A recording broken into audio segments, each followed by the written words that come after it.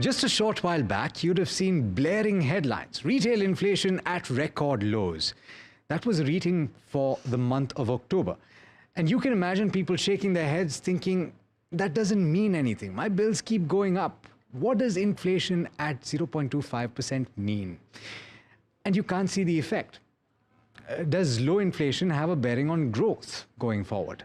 Is it a reflection of subdued demand? What does that mean for your investment portfolio? And how should you account for inflation when you're planning for your long-term goals like retirement? This is Moneywise on NDTV Profit, and we're getting answers to all of those questions. Joining me on this episode is Madhavi Arora, who is lead economist, MK Global Financial Services, and Nisreen Mamaji, CFP and founder of Moneyworks. Thank you so much to the both of you for taking the time. Let's first start with, and this is kind of like economics for dummies. Madhavi, for those of us that don't understand, why is inflation at 0.25% right now? So I think, it's a blend of 2 or 3 factors. As you rightly said, it doesn't feel like we're in a near 0% inflation, right? It's an emerging economy. It has enough bottlenecks to have a high inflationary scenario. And in the urban sector, we do, sense a much higher personal care inflation, housing inflation, and other factors. But again, this is a statistical number, right? So it also has statistical anomalies. Things like base effect, which basically means last year, same period, inflation was very high. So on a year-on-year basis, it is much lower. Secondly, you also had, if you recall, we had the GST cuts in September near end of September, which is also disinflationary in nature because it was impacting a lot of personal care goods, healthcare, auto sector again, a big beneficiary of lower GST taxes. So when the tax incidence came down, that also had a momentum price effect, in the economy, which was also felt in the month of October. And more importantly, the food prices, especially the perishable goods, they tend to get into the disinflationary zone during winter period, right? I mean, you know that vegetable prices tend to become much cheaper on a month-on-month basis, which also was felt. And, to be very fair, over the last few years, policymakers also have made an effort to ensure that price volatility is only very short-term and doesn't really percolate down into the long-term inflation. So all of that combined has given you a very beautiful number, which is 0.25%. We are not a 0% or 0.25% economy. I think you need to just remove the noise from the numbers. And if you look at a more structural basis, we are definitely much low-inflation, in a much low-inflation zone compared to what we were, say, 2 years ago. And probably this year, average inflation this year is going to be close to 2%, owing to various factors, one of those being, of course, GST as well. Even in removing the GST effect, a partial benefit of that, which the consumers are enjoying, inflation would have not necessarily crossed more than 2.6% this year. Including GST, it's probably going to be much lower than 2%. So you are staring at a close to 1.9% kind of an inflation in FY26, fiscal year 26. Next year is going to be worse because the base effect, as I talked about, will be so it's worsening. Going to be higher. Yeah, it'll probably touch a 4%. So ideally speaking, you take an average of 2 years to get a sense of inflation, which is like a 3%, 3.5% inflation in India. Yeah. On a statistical basis, which is still a low number for an emerging market like India, which is used to seeing a 6% kind of inflation maybe 5 years ago. Absolutely. But we are in a low inflation zone compared to a decade or a 5 year. A decade and a half back, you were talking about double-digit inflation, right? Yes. Which was a problem. We're no zone. longer like that because the central bank also ensures that we're keeping inflation within a certain range. In case you didn't know, 4% plus or minus 2% is where the central bank, that is the Reserve Bank of India, keeps inflation. But the point is, Nisreen, on the ground, and you said it well, it's a statistic. It is affected by statistical anomalies. Right. When I go to the bhaji mandi or when I go and buy something, I'm not talking about inflation, right? I'm thinking about what the price is. And ultimately, my bills don't change. Right. We're talking about a deceleration in the rise in prices. Prices are still going up. Still going up. And so from the perspective of personal finance planning and planning my money, why is it important to look at inflation, as you point out, generally at 5 to 6%? So typically, you look at an average, at least of the last 10 years, in order to calculate for future planning, because normally when you're getting into planning, you're planning for retirement, you're planning for a child's marriage, you're planning for a child's education. So you're looking at a 20 or 30 year, forward-looking kind of a scene. So when we do, for the purpose of calculation, 5 to 6% would be an average that we take for calculation purposes, because otherwise, if you are, too optimistic and you calculate, 2%, which is just the current figures right now, which may not last. So, you can't be, for calculation purposes, for forecasting purposes, for, looking at the future, if you look at a very low figure, it's possible that your entire calculation and planning goes for a toss. So to be very realistic, honestly, if you look at a 5 to 6% average of a decade, which has been historically, the Indian inflation rates going back, when you look back, the last 15 to 20 years, the inflation has been, say, 5 to 6%. And here, you're talking about, say, consumer price index, whereby in a particular month, we are seeing 0.25. Yeah. And as she rightly said, during the FY 25-26, it's going to be, possibly higher. So 27 next year. The Yeah. next year. So on an average, it's better to be realistic than, to be optimistic and consider lower rates of inflation. Because, say, for example, you're expecting your portfolio to give you a 10% return over the next decade. And your inflation is, as we calculate, at 5%. So your real return, Alex, is only 5%. Yeah. So that helps you. Not even accounting for tax, yeah. Not accounting for tax and expenses, So you have to take a very realistic view when you're doing your asset allocation. Sure. Otherwise, everybody would just take the risk-free return and be very happy with it. But they would not be able to beat inflation. You make an interesting point. But since we have an economist in the room, I want to ask you about this, right? Because ultimately, we have seen this inflation targeting for the central bank for a little while now, and we've kind of gotten used to it, right? The average person will not be looking at it very closely, but they know about this now, and hopefully you can look at it, look this up. The question to you, Madhavi, is: do you anticipate that 5 to 6% for retail inflation? And we'll talk about what you feel in your own basket. Is that something that you anticipate for the long haul, or do you think that as we move into the higher realm of things, we're already one of the largest economies in the world, we're growing faster, but we'll reach scale at a certain point? Do you see that higher inflation staying the case, or do you think that we'll trend lower from here on out over the next decade and a half? I think the next decade, it's a long-run period, because there'll be a lot of things that are going to be happening. It's not just India-centric. Say, for example, food inflation globally is going to be a problem. There are supply bottlenecks in the agriculture sector. You're also seeing more frequent droughts, or more frequent, agri shocks around the world, climatic changes. So all of that will imply that the agri-inflation will probably be the theme for the next decade. And, we're being very realistic about it. We all are aware of it. And India, at this point in time, is still a more food-oriented economy. As per our food basket, the CPI basket, food inflation has a highest weightage, 50%? almost 50%, which obviously is, last it was done was 2011-12. Clearly, the economy has evolved. The rural and semi-urban economies also have become much more urban-centric. So an urban economy has become much more urban than what it was a decade ago or 15 years ago, rather. So clearly, you are using the CPI weights which were 15 years, ago were done in the survey. So I think next year we are going to be coming with a new CPI series, which will have a more realistic consumption patterns. And as I understand that, you will see the share of food going lower, just like any other emerging or developed economy. As economies develop, their share of non-food categories increase. Their disposable share obviously becomes more non-food centric than food centric, which will happen both in urban and rural economy in India. And segments like, say, housing, which is around 10% of India's CPI weight, will probably become a 15 or 18%. Because at least in the urban sector and urban economies are, again, housing is the biggest cost for most of us. Right. As a part of our disposable consumption or disposable income in general. So I think if I look, say, more 5 to 7 years or a decade from now, as I said, one would be agri-inflation, which will be a problem globally in general. So we'll also bear a part of it, which means more volatility, if not, higher inflation per se, but more volatility in inflation, which is also not good when you're doing asset allocation in the more medium term. Second would be shift in the weights of our consumption patterns, which will be reflected in our index. And third, I think, will also be improvement in global productivity and domestic productivity. So as the productivity of labor and capital improves, the productivity of the economy improves, essentially inflation comes down, right? The cost of doing things reduce. Right. So I'm assuming that we will go up the productivity curve across factors of production in India, which, and around the world also, that may also happen.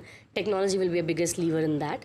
The overall cost of production in general will come down, and which will also imply that the retail cost, will also be much lesser.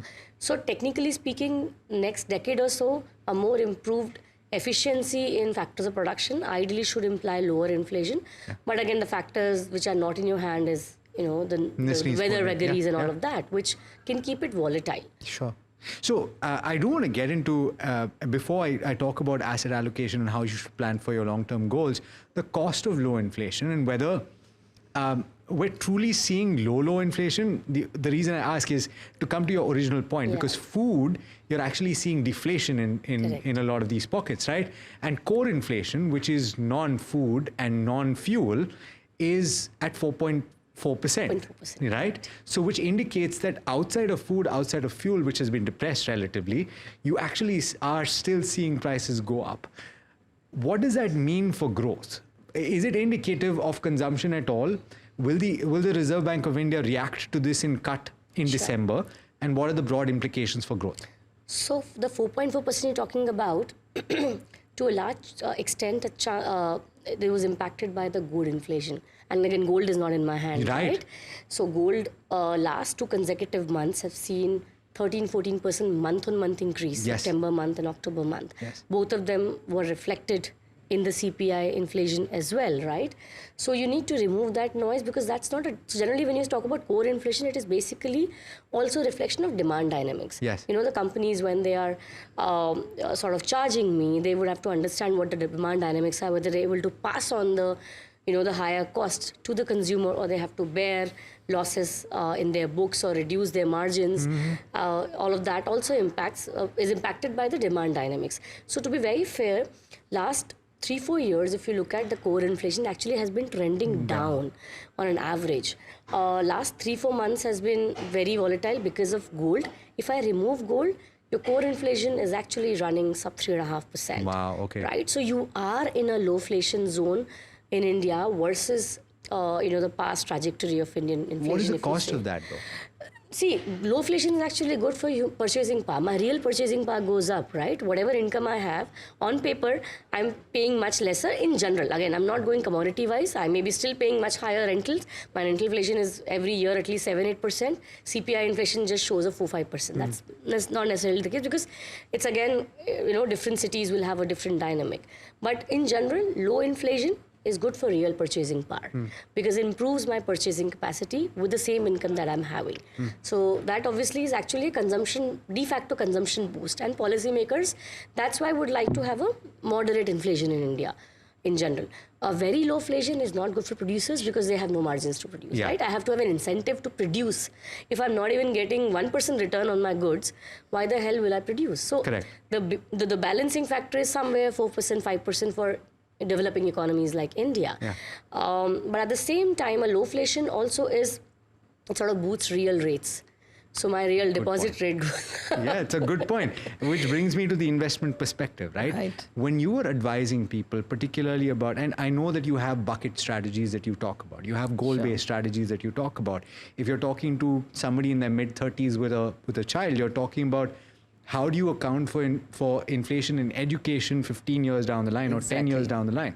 And that you're talking about double-digit inflation, right? Absolutely. So how do you account for inflation when you're mapping these things out? You talked about a blended rate or an overarching rate of 5 to 6%. But when you're talking about these individual goals and you're talking about your medical requirements when you're hitting retirement, ultimately you're talking about double-digit inflation. Absolutely. So how do you account for that? So basically, when you're looking at education, it's we look at a calculation purposes 8 to 12%.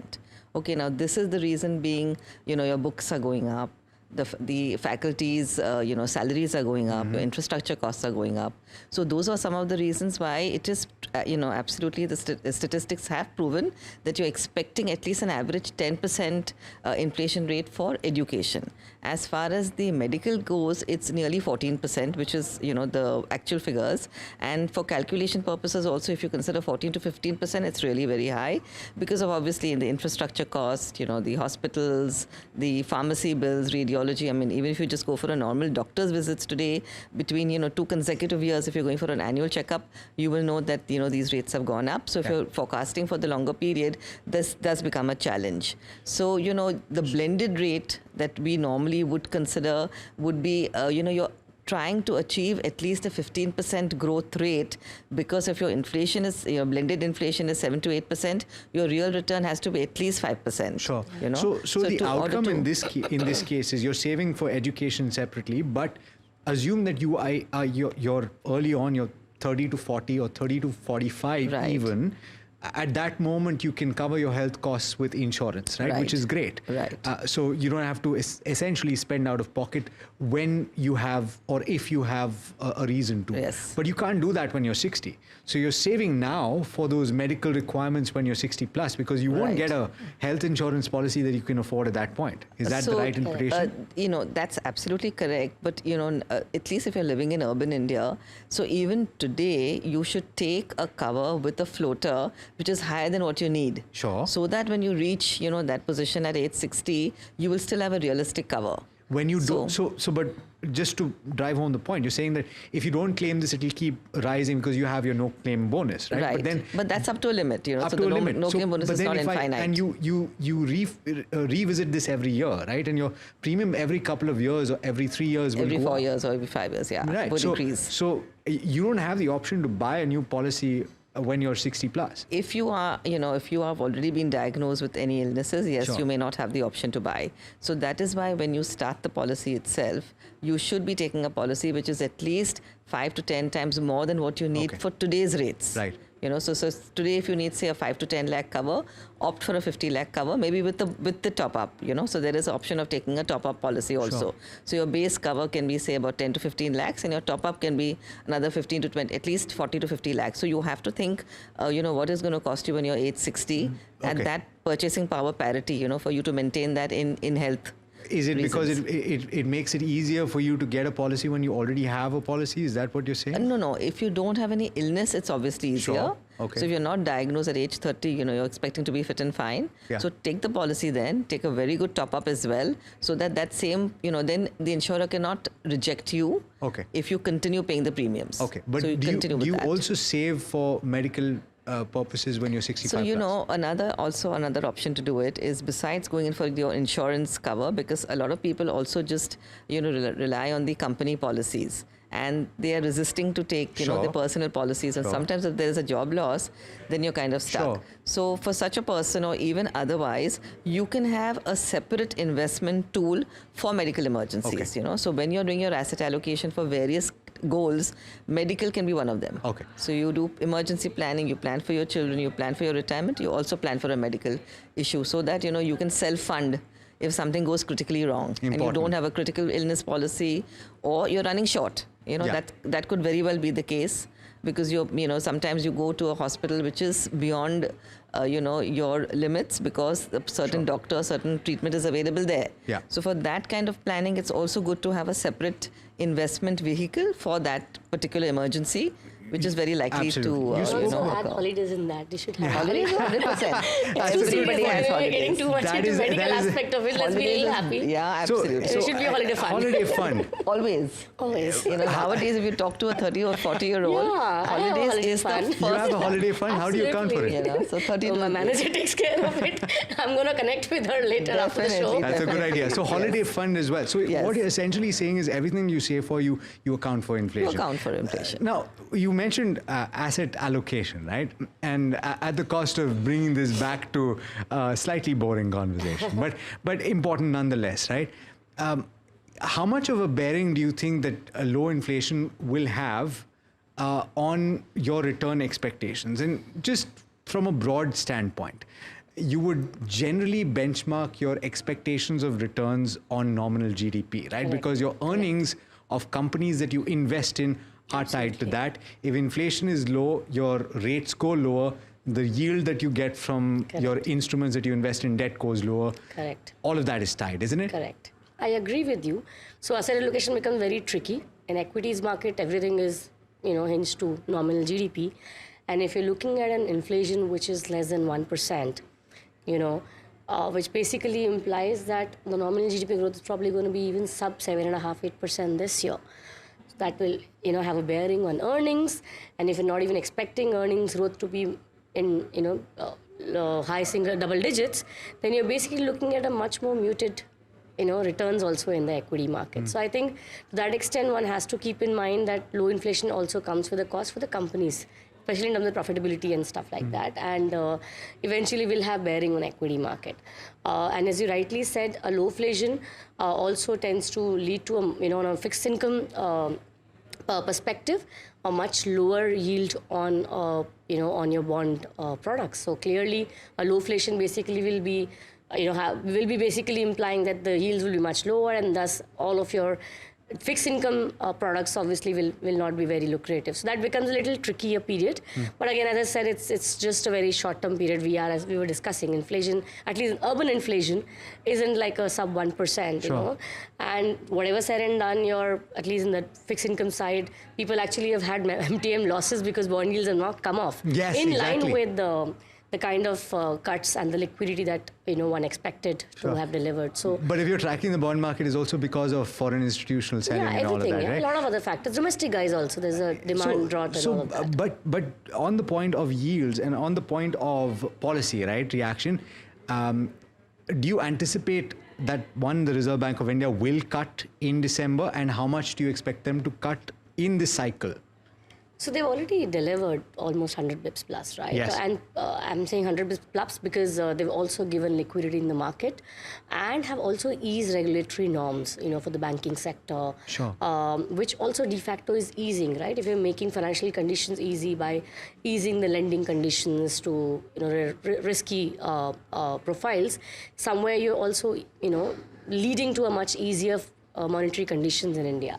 So it's actually more than 100 bips that RBI actually has delivered, plus the liquidity that they have taken care of, which is currently sort of very sideways. But I think they're still behind the curve. We've been arguing as a house that RBI should be cutting rate. They're behind the curve because they have been basically focusing a lot on what will happen a year from now on inflation. So how much is still left? I think probably 25 bips at least is sort of what we are pricing in, and we're not necessarily ruling out another rate cut after that. So maybe a maximum 50 bips. Okay. Yeah, of which the one which will actually fell to you would be for 50% of that, to be very honest, in the next 6-9 months. Because of transmission, Yes, right? yes. So therefore, assuming that you have your policy rate expected to fall between 25 and 50 basis points more, there are a couple of things that you need to bear in mind in terms of your planning for the next year, right? How do you account for where interest rates are and the cost aspect, the cost and the tax aspect, when you need to achieve that real rate? Right now, it's easier to achieve, but down the line, it could well be harder. So, when you make a strategy, Alex, you're planning for the next, say, 10 to 15 to 20 years. So, you can't change that midway. Depending on geopolitical issues, depending on, tariffs, depending on the GST cuts, depending on the interest rate changes. So you take into account that maybe you are expecting, say, 10 to 12%, because if you're looking at, say, 7.5% is your GDP, or inflation, say, 4-5%. So 12% is a realistic, view. Return expectation for a blended portfolio. And the portfolio could be aligned, like if you're, starting, if you're 30, 35, you can be 60 to 70%, say, in equities. You can be 30% in debt and fixed income, and say maybe 10% in gold. So if this is the way that you plan the portfolio, you can't keep on making tactical changes depending on, how the interest rates are changing. But you could definitely look and review every 3 years or every year also as to how the entire portfolio is, the blended portfolio, along with, the various rates that you have calculated, whether you are on track for that particular moment in time, So that's how you can keep on reviewing and managing to be on track, because if you're looking at 15, 20 years, you can't keep on rebalancing on an annual basis, because there's a cost attached to that.